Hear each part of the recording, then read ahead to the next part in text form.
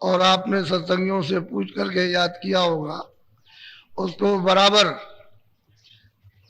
पूरा पूरा समझते रहना चाहिए।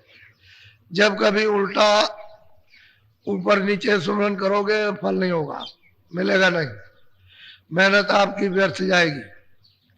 इसलिए सुमरन को सीधा सीधा जैसे जैसे नामदान के समय बताया उसी तरह से पहली माला तो एक जय गुरुदेव की 108 बार आपको नाम लेना है। अपना मतलब अपनी आंखें बंद करके और मुंह बंद रखना, बाहर कोई आवाज नहीं निकलना, अंदर ही अंदर 108 बार नाम लेना जय गुरुदेव। फिर पांचों नाम पहला दूसरा तीसरा चौथा पांचवा, इस तरह से लोग एक माला छोड़ते जाओ 108 बार। फिर हर एक नाम की अलग अलग माला, पहले नाम की एक माला, दूसरे नाम की दूसरी माला, तीसरे नाम की तीसरी, चौथे नाम की चौथी माला और पांचवें नाम की पांचवी। जब ये पूरा हो जाए तो अंत में जब बंद करने लगो तो जय गुरुदेव एक माला। कुल 8 माला होती है। 24 घंटे में एक बार सुमरन हो जाना चाहिए। लेकिन जब सुमरन करो तो विधि विधान के साथ जैसा बताया वैसा ही, ये नहीं कि थोड़ा लेते रहे छोड़ दिया। कोई घर में काम आ गया तो बीच में माला बंद कर दी और चल दिए उठ करके, ऐसा नहीं। सुमरन पूरा कर लो। क्या देर लगती, 10 मिनट तो लगेंगे, तो सुमरन पूरा नहीं होता, खंडित कर देते हो। ऐसे ही जब आदत बन जाती है तो हमेशा खंडित होता रहता है, और फिर उसका जब फल नहीं प्राप्त होता तो आप कहते हो साधन नहीं बनता, भजन नहीं बनता, ध्यान नहीं होता है। तो होगा कैसे? जब आप विधि विधान से नहीं करोगे तो नहीं होगा। इसलिए सुमरन को अच्छी तरह से समझ लेना चाहिए। फिर भजन करने की विधि बराबर समझते रहो कि भाई हम किस तरह से बैठे, लेट के भी कर सकते हैं तो बैठ के कैसे करेंगे, किस तरह से करेंगे, तो वो सब लोग आपको बता देंगे। तो हर तरह की जिसमें सुगमता हो, सुविधा मिले, उसी आसन से बैठ के भजन कर लो। ध्यान के लिए बराबर पूछते रहो। जब तक आपका ध्यान न बने, हम गलती तो नहीं कर रहे ध्यान करने में, कैसे ध्यान करना चाहिए तो वो बताते रहेंगे लोग, जो आसपास में पुराने होंगे बताएंगे, उसी अनुसार से आप करते रहो। फिर जब सत्संग में आओ तो सत्संग में समझ लो, क्योंकि नामदान तो हमेशा होता है, उसमें बैठ करके दोबारा फिर से, यानी फिर अब उसको याद कर लो कि हम गलती तो नहीं कर रहे हैं। तो आप बराबर इसको फेरते रहो। जिधर सत्संग हो नामदान वहां होता है।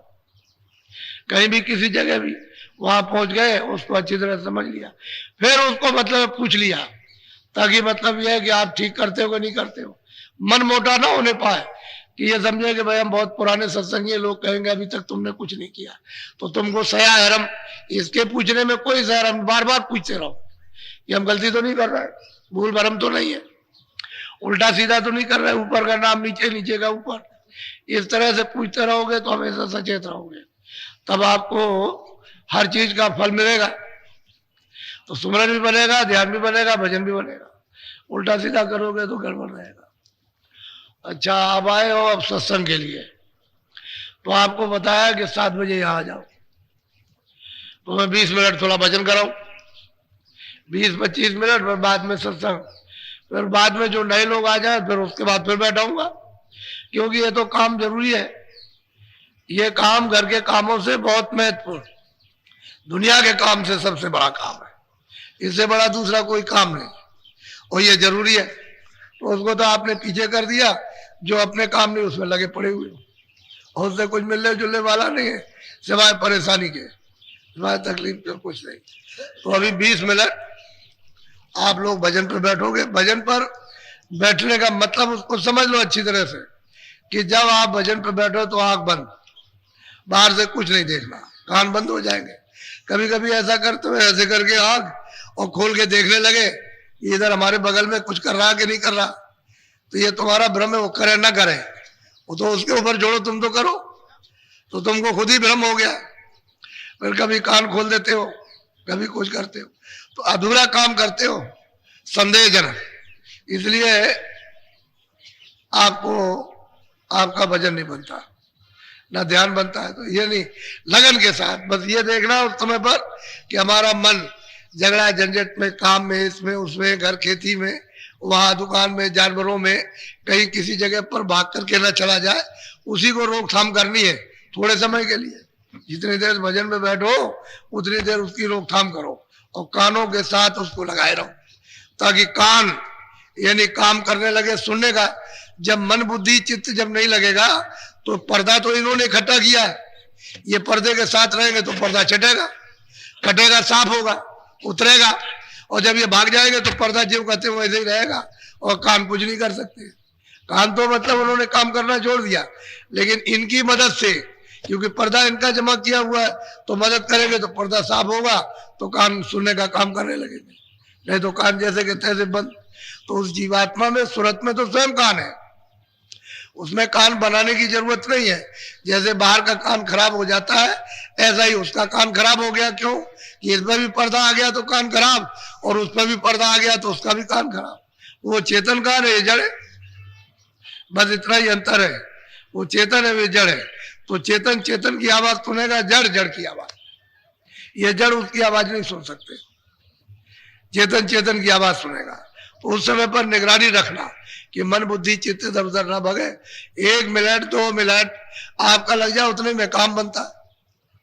धीरे धीरे जब लगने लगेगा तो रस आने लगेगा। अब वो रस तो अंदर है ही, वो तो रस का हुआ है, तालाब है, नदी है, समुद्र है, लेकिन अब वो बैठे तो दरवाजे पर, तभी तो रस मिलेगा। दरवाजे पर नहीं बैठेगा, भाग जाएगा।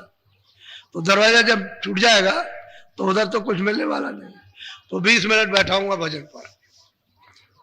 देखो मेरी तरफ देखो, आप ऐसे बैठ करके, ये आसन सबसे अच्छा होता है। जब ऐसा सामूहिक हो तो ये आसन, इस पर हाथ रखे तो ये हाथ हिलेगा डुलेगा नहीं, ये भी हिलेगा, बिल्कुल जकड़ जाता है एकदम से, हिलता डुलता नहीं, बदन भी नहीं हिल सकता। ये ऐसी बैठक है कि बदन भी, घर में बैठो तो दीवार का सहारा ले सकते हो। मान लो किसी की कमर दर्द होती है तो जरा सा दीवार के साथ में ऐसे उठ लगा लिया, ऐसे बैठ गए, बड़े आराम से होता है। ऐसे बैठ जाओ, 2-4 दिन 10 दिन आदत पड़ जाए, बस बैठने की आदत हो गई, बस कुछ नहीं, फिर बैठे रहिए आप, कोई तकलीफ नहीं किसी तरह की। जैसे सब जगह सामूहिक सत्संग में बैठाया जाए तो ये बैठने का आसन सबसे अच्छा है। ऐसे बैठ गए, ऐसे आंख बंद की, कान बंद किए और धीरे से ऊंचा ध्यान देकर सुनने लगे। मन को, बुद्धि चित्त को रोक के रखना कानों के साथ।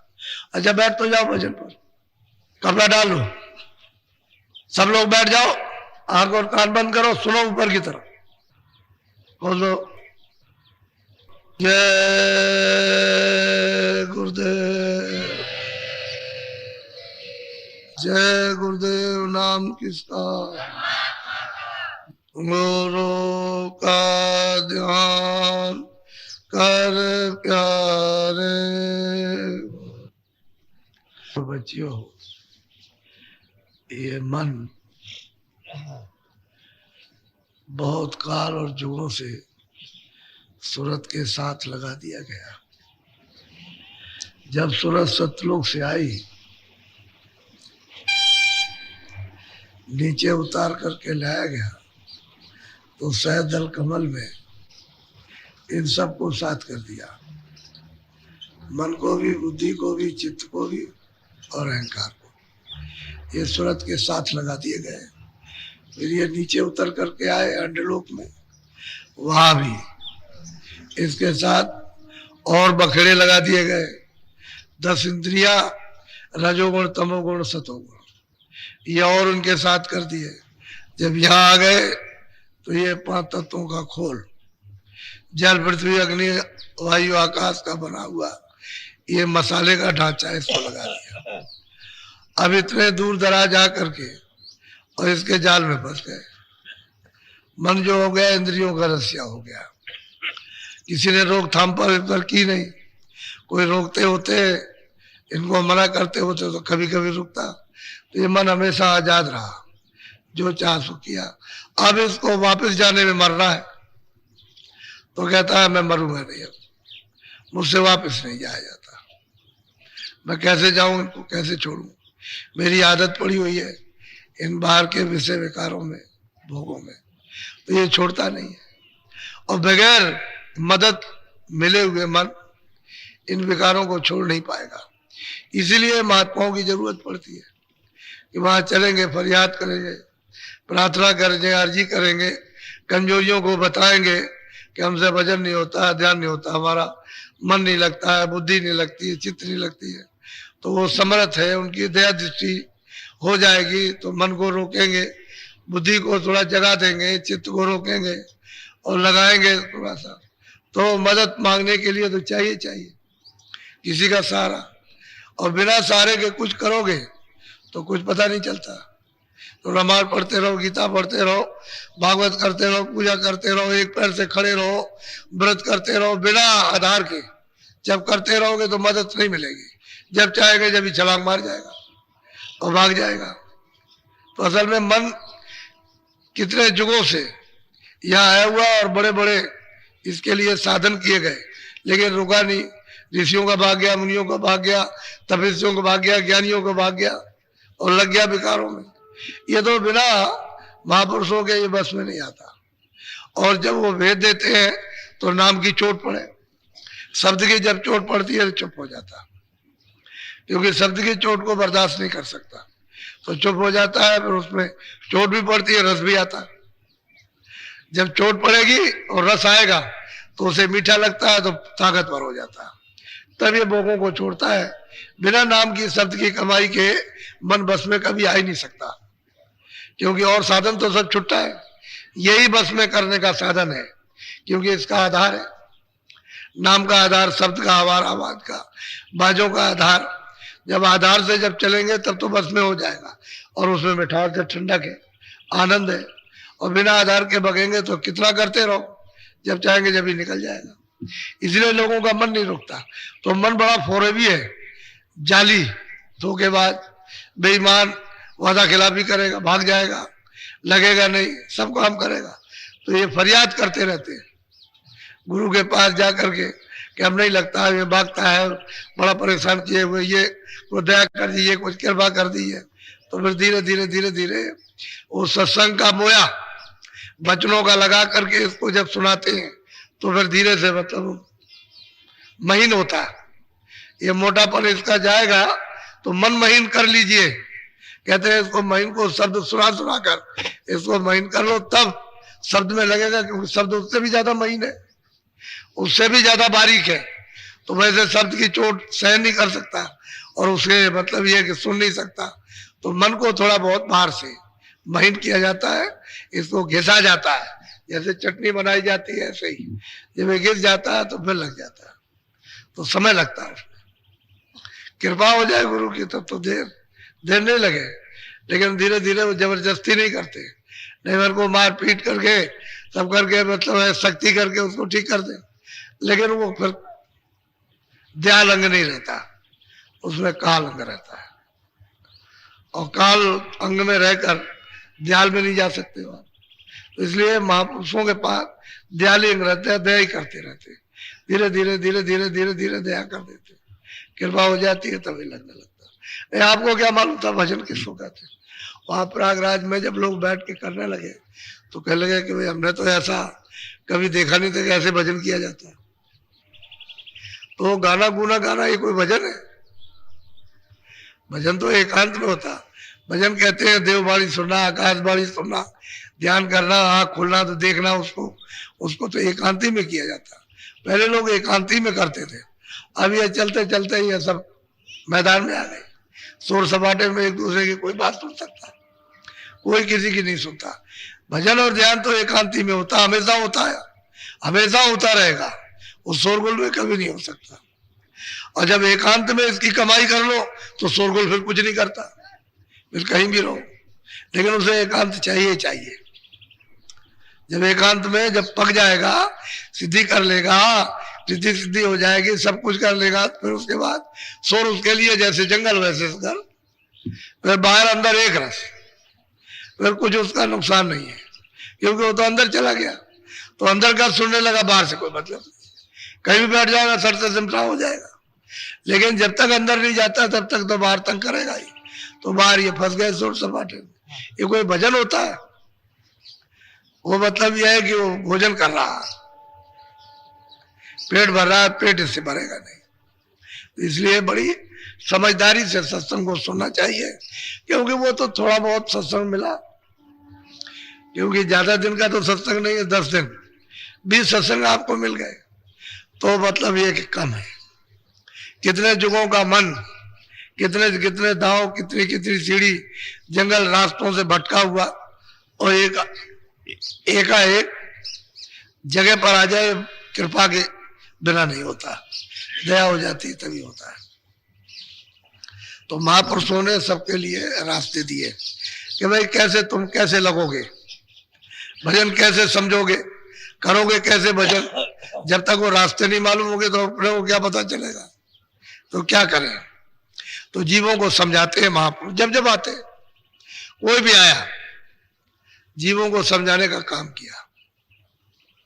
वो चले गए, दूसरे आए, उन्होंने समझाने का काम किया। वो चले गए, तीसरे आए, उन्होंने समझाने, सब मतलब समझाने का काम करते रहे। भाई सत्संग कैसे मिलेगा, कहां से तुम भजन और ध्यान जान सकोगे, कैसे कर सकोगे, ये सबने बताया। बोलो, तो थोड़ा सुनो ध्यान से।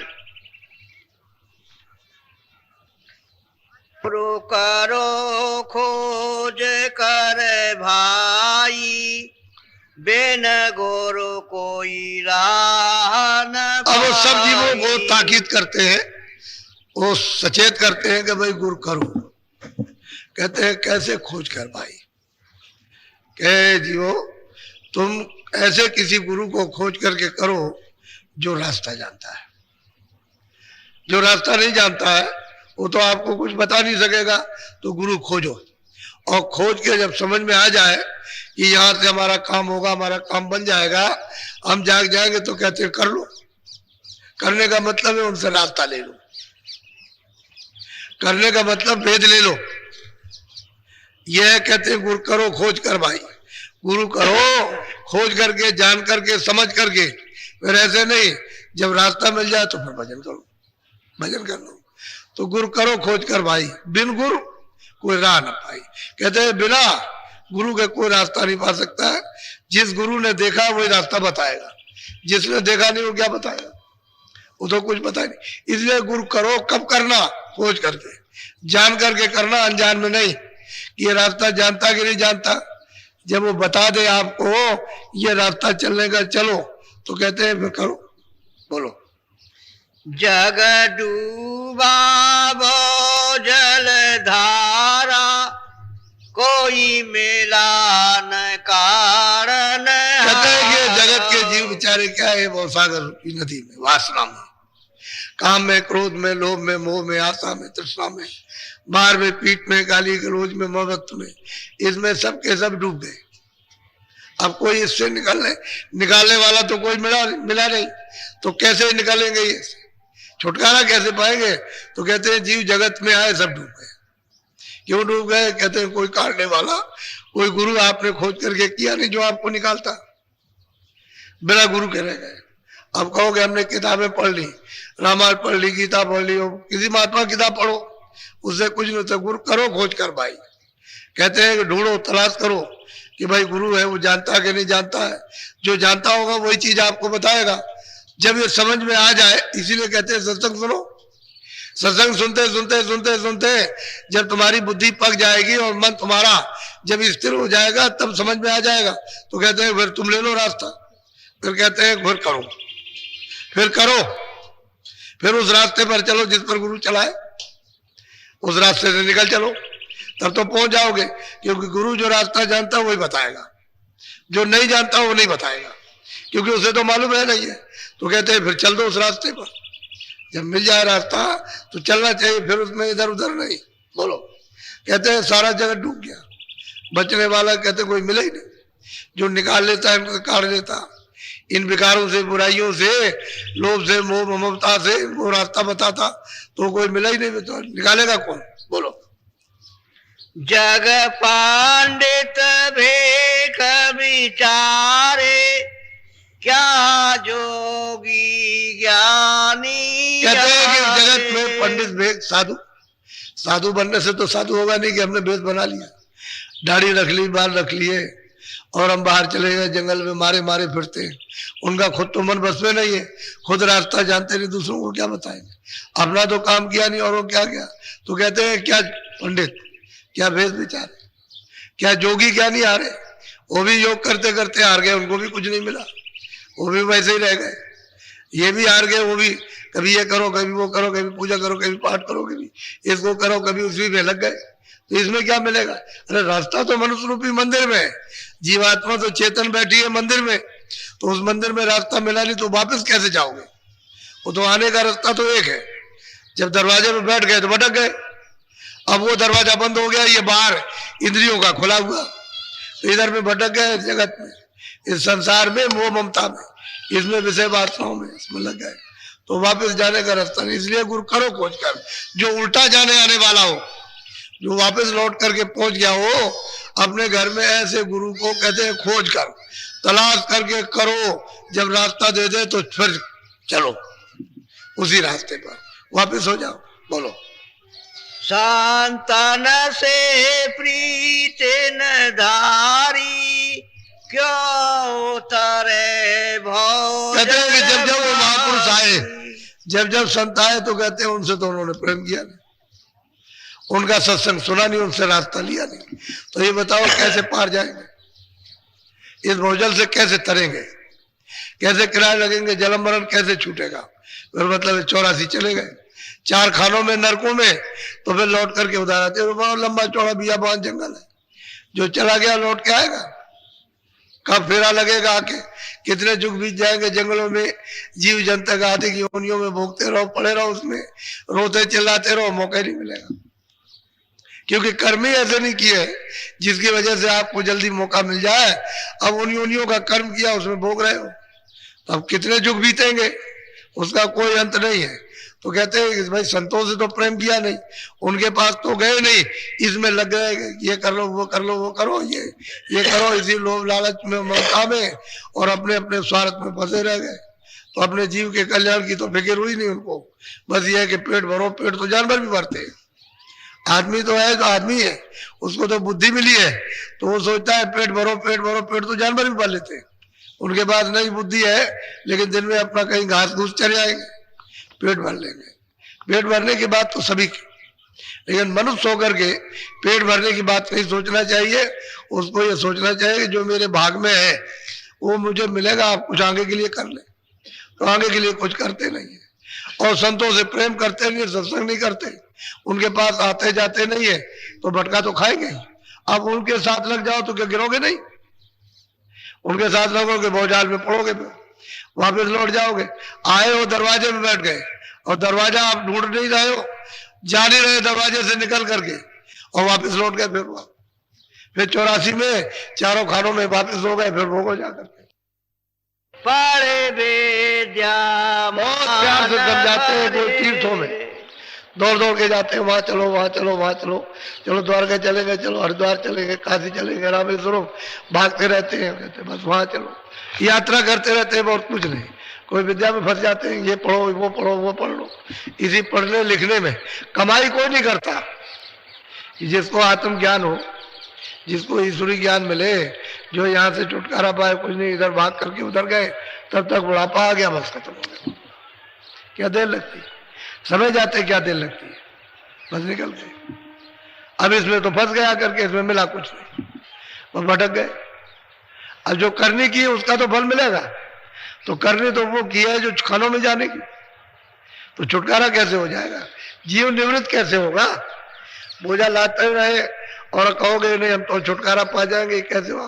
तुम्हारे मन की बात तो है नहीं भाई, जो बोझा लदा है वो तो आपको झेलना ही पड़ेगा, उतारा तो आपने नहीं और लादते ही चले गए।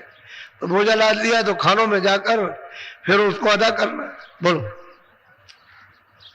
भक्ति रस ने कन पाया, भक्तों की शरण कहते हैं कि भक्ति रस तो वहां मिलने जुलने वाला है नहीं, क्योंकि भक्ति रस तो वहां मिलेगा जहां संतों में, जिन्होंने मालिक को प्राप्त किया, वहां से रस मिलता है, वहां से ज्ञान मिलता है, वहां से शक्ति मिलती है, आनंद मिलता है, अमृत मिलता है, सब कुछ मिलेगा वहां से। तो कहते हैं कि भाई भक्तों की शरण में तो आए नहीं, ना उनका सत्संग किया, ना उनके वचन सुने, जो उन्होंने बताया वो भी उसने नहीं किया, तो फिर कैसे मिल जाएगा उसको?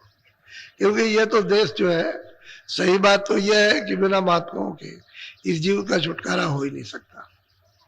इसलिए तो उन्होंने कहा कि भाई कोई कोई महात्मा को ढूंढते हैं, किसी किसी को मिलते हैं, कोई कोई करता है और कोई कोई घर वापस लौटता है, नहीं सब भटका खा रहे हैं सब। बोलो। भक्ति का भेदन जाना, गुरु को सतपुरुष न अब कहते हैं कि भक्ति भक्ति कहते किसको है, उसको तो पता नहीं। जो कृष्ण ने आदेश दिया या राम ने जो आदेश दिया और उसको बजा लिया, उसका नाम तो भक्ति है। तो भक्ति तो जिनको देखा नहीं कैसे भक्ति होगी? राम को देखा नहीं, कृष्ण को देखा नहीं, किसी महात्मा को देखा नहीं, भक्ति किसकी करोगे आप? किसका पालन करोगे जिसको देखा ही नहीं आप? और कहते हैं महात्माओं के पास गया नहीं, जो ये समझता है कि भक्ति क्या है, आदेश क्या है, साधन क्या है, भजन क्या है, ध्यान क्या है, तो कहते हैं वहां भी नहीं गया, तो क्या मिलेगा उसको? कैसे समझ में उसकी आएगा? वो तो जो समझता है कि हमने रामायण पढ़ ली, गीता पढ़ ली, भागवत पढ़ ली, हम तीर्थों में हुआ है, चलो यही भक्ति है हमारी। अब इसका भक्ति कोई अगर कह दिया जाए कि खराब काम क्यों करते हो, तो कहेगा हम नहीं मानते इसको। तो भक्ति किस बात की है? किसकी भक्ति कर रहे हो? अरे भक्ति तो उसी को कहते हैं जिसके आदेश का पालन हो। आदेश का पालन नहीं तो भक्ति किस बात की? पति तो उसी को कहते हैं पत्नी की बात माने, पत्नी उसको कहते हैं जो पति की बात माने। अब भाई शिष्य तो वही, मुरीद तो वही है जो मुर्शिद की बात को माने, गुरु की बात को मान ले। नहीं भक्ति किस बात की? तो कहते हैं भक्तों की शरण में तो गया नहीं, ना भक्ति का भेद सुना, और कहते हैं भक्ति भक्ति भक्ति भक्ति भक्ति। कोई रामायण गीता पढ़ने का नाम भक्ति नहीं है, उसमें जो लिखा है उसका पालन करो, तो वो तो एक भी नहीं कोई करता। बोलो। गुरु सबको पार लगावे, जो जो उन चरण कहते हैं कि जब वो वहां से आते हैं सतलोक से, सतपुरुष, वो तो आता नहीं, वो तो मालिक तो वही रहेगा, वो तो न कभी आया न कभी आएगा। तो जो उस बोध में जो सूरत आती है वही संत कहलाती है। कहते हैं उनको तो जाने ही नहीं उसको कि ये कहाँ के रहने वाले हैं, कहाँ से आए, क्या करेंगे, और जब तक कि वो मिलेंगे नहीं तब तक इसका छुटकारा हो नहीं सकता। ये उससे अलग हो गया, उस धारी से अलग हो गया, उस नाम से अलग हो गया, तो उसके साथ जुड़ेगा कैसे जब तक वो जोड़ने वाले ना मिले? वो तो एक धार फेंक रही है, उसको अपने से अलग कर दिया। अब दूसरी धार अगर मिल जाए जोड़ने वाली, तो दोनों का तार तो एक साथ ही है, लेकिन अब कोई भेद जानने वाला मिले तो इसको जुड़ा के उससे जोड़ दे, तब तो वापस हो जाएगा। अब एक फेंक रही, उस धार पर बैठा हुआ, वो बराबर फेंकती चली जा रही और ले जाकर के उसने खानों तक पहुंचा दिया। अब वापस जाने की धार उसके पास है नहीं, तो बिना भेद के, बिना महापुरुषों के जीव कैसे उतरेगा, वापस कैसे लौट करके घर में जाएगा? ये तो परदेश है, पूरा का पूरा परदेश है। स्वर्ग भी परदेश है, ब्रह्मांड भी परदेश है, ये भी परदेश है, सब परदेश है। थोड़े थोड़े दिन का है कि तुम इतने दिन यहाँ रहो, इतने दिन यहाँ रहो, इतने दिन वहां रहो, तो उसके बाद चलो वापस लौटो। तो जहां का वही लौटा के ले आएगा, बस यही ले आएगा चार खानों में, बस इसी जगह डालेगा आकर के, वापस ले नहीं जा सकता। बिना महापुरुषों के कोई वापस नहीं ले जा सकता। बोलो। गुरु से तू बेमुख फिरता, मन के नित सन। कहते हैं मन से तू भोग बात इत्याद में फंसा हुआ और गुरु से बेमुख है। गुरु कहता है कि भाई तुम चलो वापस घर में लौटो, चलो बैठो अपने घाट पर बैठ करके भजन करो, सूरत को शब्द के साथ जोड़ के चलो, ले चलो। तुम घाट पर बैठ तो जाओ तो हम खिंचाई करें। अब ऐसे इंद्रियों के घाट पर अगर खींच ले तो अभी कल ही घबरा जाता है। अब किसी की जरा सी खिंचाई होते ही डर गया, हमसे अब नहीं हो सकता, मुझे डर लगता है। इसमें कितनी औरतें और कितने आदमी चिल्ला पड़ते हैं, कहते हमसे नहीं हो सकता, हम तो मर जाएंगे, अब नहीं हमसे होता है। तो असल में घाट पर जब इंद्रियों के बैठा रहेगा तो भय तो लगेगा ही। तो कहते हैं सूरत के घाट पर आओ, दोनों आंखों के सामने आओ, यहाँ बैठक बना लो, तो गुरु यहाँ फिर खिंचाई शुरू करे, तो घाट बदलेगा नहीं। इंद्रियों के भोग विकारों में फंसा रहेगा, और जब विकारों से खींचेगा तो कहेगा हमारा ये सब जा रहा, अब तो हम चले जाएंगे यहाँ से, सब कुछ छीन गया, रोएगा चिल्लाएगा, फिर लौट के उसी में फंसता। तो मन के सन्मुख रहता है, जो गुरु आदेश देते हैं उसका पालन नहीं करता, उसको नहीं समझता है कि गुरु किस काम के लिए आते हैं। इसलिए सूरत को पारी उतारने का काम है उसका, लेकिन वो तरतीब से उतारेंगे। एक दफे तो उन्होंने दे दिया, जब दूसरे को दे दिया तो अब लेने का तरीका भी तो होना चाहिए। कोई वस्तु आपको दे दी जाए, एक लड़की है आपको दे दी, एक लड़का आपको दे दिया, लेकिन अब यह है कि वहां पर बड़ी परेशानी है, तो कैसे वापस लिया जाएगा? तो ऐसे नहीं, कोई तरीका तो होगा वापस लेने। तो इस सुरतों को, इन जीवात्माओं को जब काल मांग करके ले आया, तपस्या करके प्रसन्न करके खुशी में ले आया और खुशी में दे दिया, तो वापस अब कैसे जाए, उसका तरीका? तो कहते हैं कि गुरु से प्रेम कह रहे करो तो तुमको वो ले चले, तो प्रेम उनसे करते नहीं है, उनके पास उठते बैठते नहीं है, उनको ये नहीं समझते कि हमको लेने के लिए आए, और वो समझते हैं मनुष्य आदमी है। आदमी की तो शकल में आएंगे, अगर देवता की शकल में आया था रात को भाग जाओ, नींद उड़ जाएगी कि भूत आ गया था, भूत आ गया था। तो जिस शकल में तुम, उसी शकल में आएगा, और तब उसी शकल में जगाएगा, तो तुमको उससे प्रीत हो जाएगी, घाट पर बैठाएगा, तब देव रूप निकलेगा। वो तो देवता है ही, वो तो जब तुम्हारा देव रूप निकाल देंगे तब समझ में आएगा, नहीं ऐसे कैसे समझ में आ सकता? उनका देव रूप है तेरा मानव रूप, तेरा अज्ञानी रूप है जड़, उनका चेतन है। तो इसलिए तेरे ही रूप में आएंगे तभी जगेगा, तभी निकलेगा। कर्मों में पछता खपता नर दे। अब महापुरुष कहते हैं भाई तू कर्मों में पछता खपता है रात दिन, कभी ये कर्म किया, कभी वो कर्म किया, कभी उसको किया, कभी उसको किया, इसी में मेहनत करता है, अच्छी तरह से चिल्लाता है और रोता है उसमें, बस इसी में समय निकल जाता तेरा। और जो भजन तेरे लिए बताया गया उसको नहीं करता, उसको कभी कभी करेगा, मिनट, आधा मिनट, कभी 1 सेकेंड, कहता हमने कर लिया, मन से कह दिया हमने कर लिया, अब मन भ्रम गया, कह दिया हमने कर लिया, 1 मिनट में भजन हो जाएगा, 1 सेकेंड में। और दिन भर इसमें लगा रहेगा कर्मों में, किससे सुख मिलेगा, आनंद मिलेगा, इससे न किसी को सुख मिला ना आनंद मिला। मिल गया होता है जब सब चिल्लाते नहीं कि हमको इतने रुपए मिल गए, हमको इतने मकान मिल गए, हमको ये मिल गया, अब हमको आनंद हो गया, अब हमने पा लिया, वो हो रहे तुमसे ज्यादा रो रहे। तो ज्यादा फंसोगे तो ज्यादा रोगे, कम फंसोगे कम रोगे। वो तो जितने ज्यादा उलझोगे तो वहां जाल है, उसी में फंस गए तो दिन भर बुद्धि उसी में लगाओ रहोगे, उसी में शरीर लगा रहेगा, उसी में इंद्रिया मन उसी में लगा रहेगा, बस वही करते रहोगे, रोते रहोगे, निकलने का कोई उपाय नहीं। तो कहते हैं भाई क्या करो, महात्मा नहीं मिलेंगे। बोलो अब चेतो समझो भाई, करे प्रीत गुरु संग कहते आई। अब चेतो, अब जाग जाओ, कहते हैं भाई प्रेमियों अब जगो चेतो, क्योंकि महापुरुष आते हैं जीवों को वापस करने के लिए, घर में पहुंचाने के लिए। तो अब तुम्हारा काम है कि प्रीत करो, प्रेम करो, प्रीत प्रति विश्वास करो कि हमको घाट पर किसी तरह से वापस करके बैठा दे। और घाट पर जब बैठ जाओगे तब तो फिर सूरत अपना काम शुरू कर देगी। जब तक सूरत का घाट नहीं बदलता, उसको अपना घाट निजी नहीं मिलता है, तब तक ये भटकती रहेगी, तब तक इसमें कोई ताकत नहीं। और घाट पर उलट करके बैठी कि इसमें ताकत आने लगी, फिर मन कुछ नहीं कर पाएगा, न कुछ बुद्धि कर पाएगी न चित्त, जब तक की देर है। और महात्मा कहते हैं भाई तब तक तुम प्रेम कर लो, जो हम कहें उसको करो, उतना ही काम करो जितनी जरूरत है, ज्यादा मत करो। तो जितना प्रेम करते जाओगे उतने उलट जाओगे। उनसे प्रेम तो है नहीं है, उनकी बात सुनते नहीं, उनकी बात मानते नहीं, उनको कुछ समझते नहीं, और जगत को सब कुछ समझते हो, यही हमारे सब कुछ है, अच्छे हैं, बच्चे हैं, कच्चे हैं, रिश्तेदार ये है वो है, धन है, दौलत है, यही सब कुछ है जो कुछ है, बाकी और कुछ नहीं। इसी में सब कुछ समझते हो, उसको थोड़ी समझते हो कि उसके पास सब कुछ है। तो कैसे आपने प्रेम किया? तो कहते हैं थोड़ा बहुत प्रेम कर लो। बोलो काहे करे अब सत्य गुरु गाई, करनी करे मेले बड़ा। कहते हैं भाई महापुरुष जब जब आते हैं तो यही कहते हैं करनी करो, बड़ाई तुमको तभी मिलेगी जब जीवात्मा जगेगी। बड़ा स्थान जब भी मिलेगा, ज्ञान जब भी मिलेगा, चेतना जब भी आएगी, पार जब भी उतरोगे जब करनी करोगे।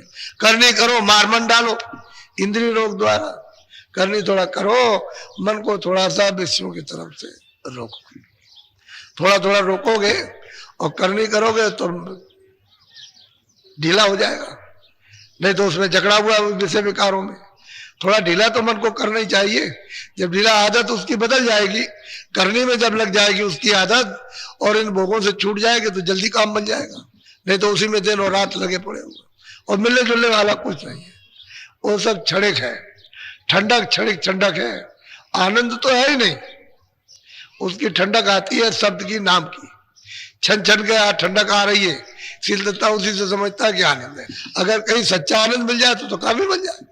उसीलिए कहते हैं कि मुड़ो आगे, अंदर घाट पर आओ, इंद्रियों का घाट छोड़ दो, सूरत के घाट पर आ जाओ। दोनों आंखों के सामने ऊपर की तरफ आंख करो, घाट मिल जाएगा।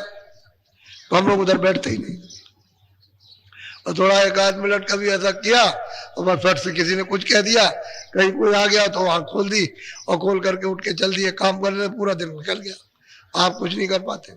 यही होता है घर घर में। एक आदमी आया, कह लगा भजन नहीं करता। हमने कितनी देर भजन किया, कितनी देर, कब किया भजन? तूने तो एक दिन भी भजन नहीं किया। कहता भजन नहीं बनता। अगर एक दिन भी करता, मिनट 2 मिनट भी, तब तो तेरा कुछ बनता। तूने तो कुछ नहीं किया, वो कहता भजन नहीं बनता। ऐसी शिकायत करने वाले बहुत से होते, करते कुछ नहीं, कहते भजन नहीं बनता, करेंगे कुछ नहीं, विषय विकारों में बसे रहेंगे और कहेंगे भजन नहीं बनता। अरे भाई तू मिनट 2 मिनट 4 मिनट थोड़ा सा तो कम से कम घाट पे बैठो तो कुछ हो। अब तुम घाट छोड़ दिया और चाहते हो यहाँ कुछ मिल जाएगा, इधर कुछ है नहीं। तो जहां कुछ नहीं वहां क्या मिलेगा? वो तो स्थानीय सूरत के जागने का नहीं, वो तो सोने का स्थान है। तो सूरत सोई हुई है, जड़ में फंस करके तो जड़ हो गई, अब सो गई, अचेत हो गई। अब जहां जागना वहां ये जाती नहीं, तो बिना महात्माओं से प्रेम किए वो कैसे जाएगी?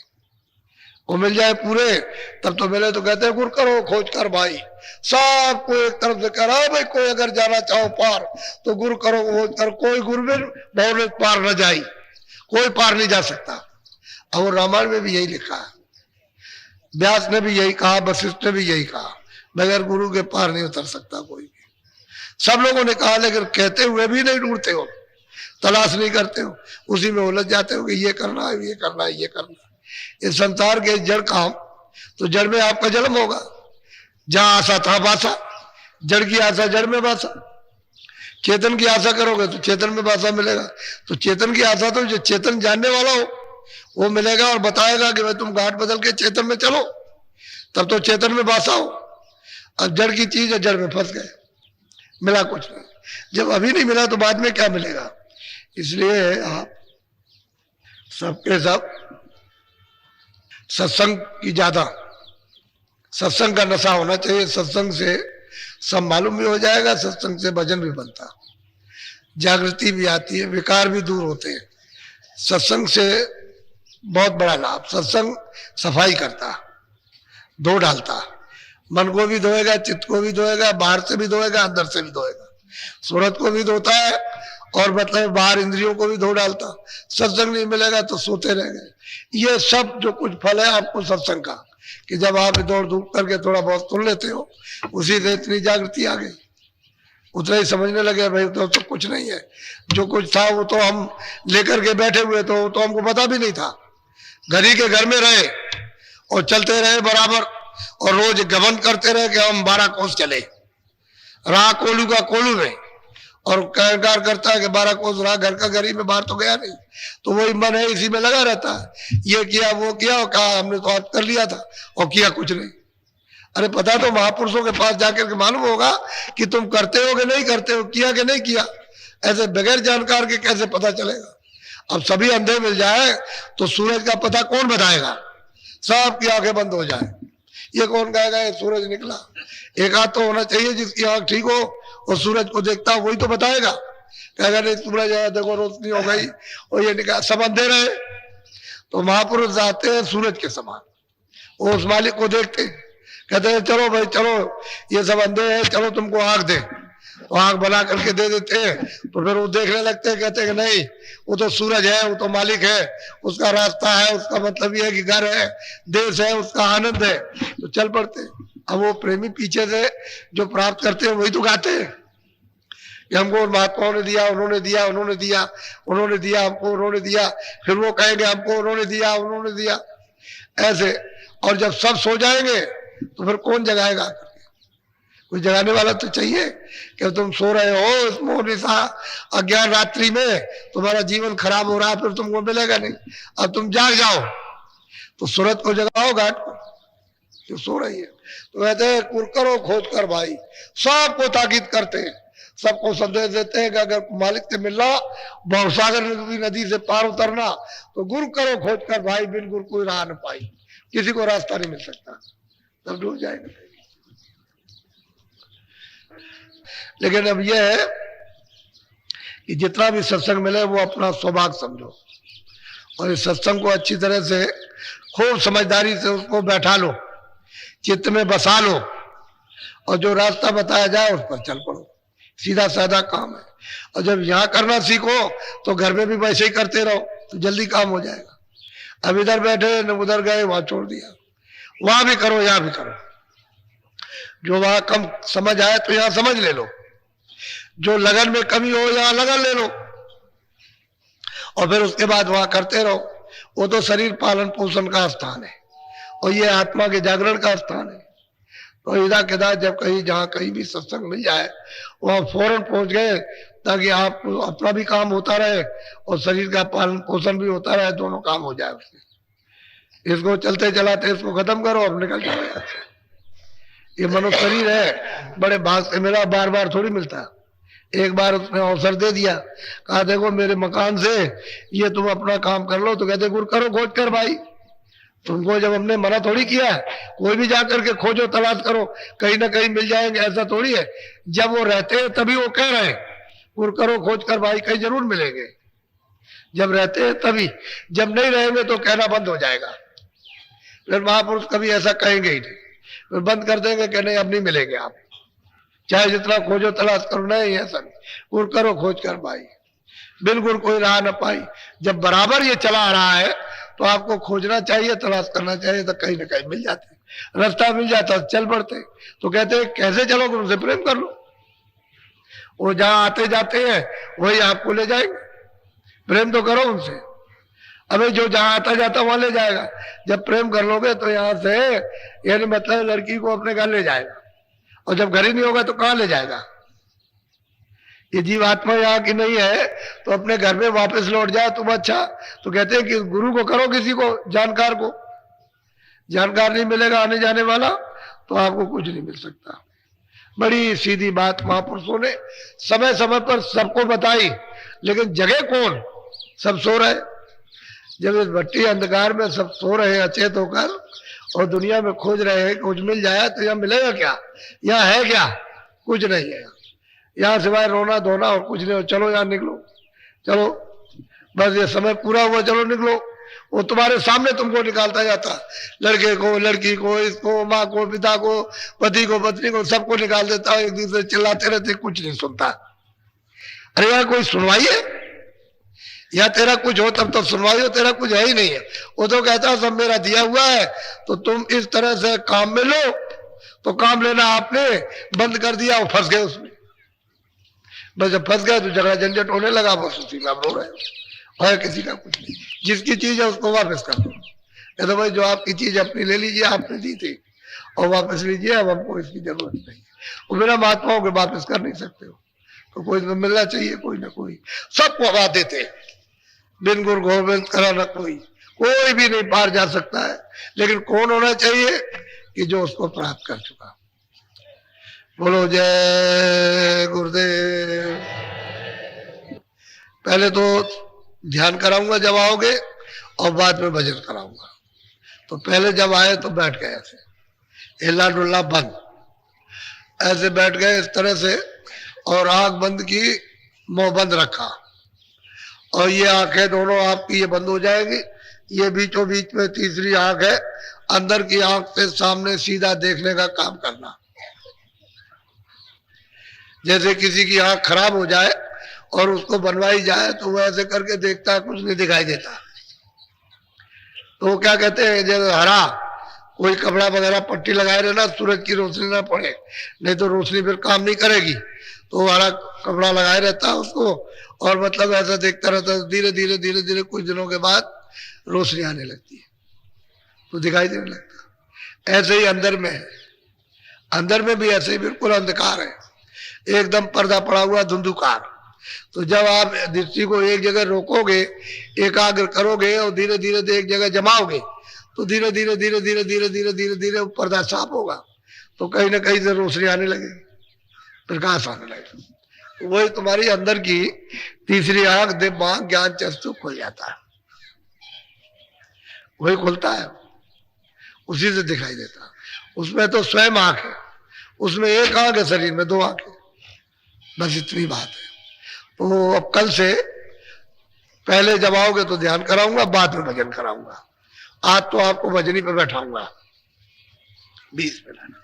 बस होशियार सचेत इस बात की हमेशा रहो कि जब आप भजन करो, काम के वक्त में तो अपना मन दौड़ाओ, जो ये काम करते हो जो भी उसमें दौड़ाए, लेकिन भजन के वक्त में यहाँ चारों तरफ से मन को, बुद्धि को, चित्त को हटाकर या जीवात्मा के कान के साथ इसको लगा करके और ऊपर की तरफ ऊंचा ध्यान दे करके, जिस तरह से आंख से दृष्टि को एकाग्र करोगे, ऐसे ही कानों से बराबर लगातार जैसे एक टक ध्यान दे करके सुनते हो, वैसे ही सुनना, तभी आवाज आपको सुनाई देगी, आने लगेगी आवाज। जब आवाज सुनाई देने लगे तो उसको गौर से सुनो, धीरे से मन बुद्धि चित्त को कानों के साथ लगाए रहो, तो कान धीरे से काम करने लगेंगे सुनने के लिए, फिर वो सुनने लगेंगे। और मन बुद्धि चित्त जब ये भाग जाएंगे तो पर्दा है, सामने पड़ा हुआ पर्दा हटेगा नहीं, वो लेकर के भाग जाएंगे। पर्दा तो इनकी वजह से सामने, तो मन बुद्धि चित्त रहेगा, जिन्होंने पर्दा इकट्ठा किया वो साथ रहेगा तो कटेगा, साफ होगा। तो धीरे से कान लगेंगे, सुनाई देगा। ऊपर से जो आवाज आ रही, शब्द आ रहा, वही नाम है। कोई भी आवाज पहले हो, नाम तो सभी है, शब्द सभी है जो ऊपर से आवाज आ रही है, लेकिन फिर आपको छांटना पड़ेगा। जब बहुत तरह की आवाजें आएंगी फिर छांटना है कि भाई हमको ऊपर वाली आवाज कौन सी जो ऊपर ले जाएगी, नीचे वाली आवाज तो आपको मालूम होगी कि नीचे वाली तो नीचे फेंकेगी, ऊपर नहीं चढ़ाएगी, लेकिन जब ऊपर की आवाज को जब छांटोगे तो ऊपर खींचेगी, उसमें छटनी करनी पड़ेगी। पहले तो आवाजें सब प्रकट हो जाने दो, जिस तरह की भी जो आवाज आए तरह तरह की उसको आने दो, और फिर ये जो नाम दान के वक्त बताई जाती है उसको छांटना है। जब वो छांटोगे तो खिंचाव होगा, तो ऊपर का खिंचाव होगा वापस जाने का। एक तरफ तो फेंकने का है, वो फेंक रही है इधर को, वो उधर नहीं ले जाएगी, उधर फेंकती रहेगी बराबर, ऐसे ढकेलती रहती है उसी सूरत को। और वो आवाज जब पकड़ोगे तो खींचेगी, उस आवाज पर तभी पार जाओगे। जब खिंचाव वाली आवाज पर बैठोगे, वो जहाज है, नौका है, तब वो पार उतारेगी, वापस ले जाएगी। तो दो तरह की आवाज है, एक नीचे वो माया की धार है जो नीचे फेंक रही है, और एक वापस ले जाने की दयाल की धार। दोनों तुम्हारे पास ही है, इसलिए कहते हैं कि घाट पर आओगे तो पता चलेगा। तो अच्छी तरह से मन बुद्धि चित्त को कानों के साथ लगाकर ऊंचा ध्यान देके सुनना। चलो अच्छा बैठ जाओ, आंख और कान बंद करो, बैठ जाओ, कमरा डालो।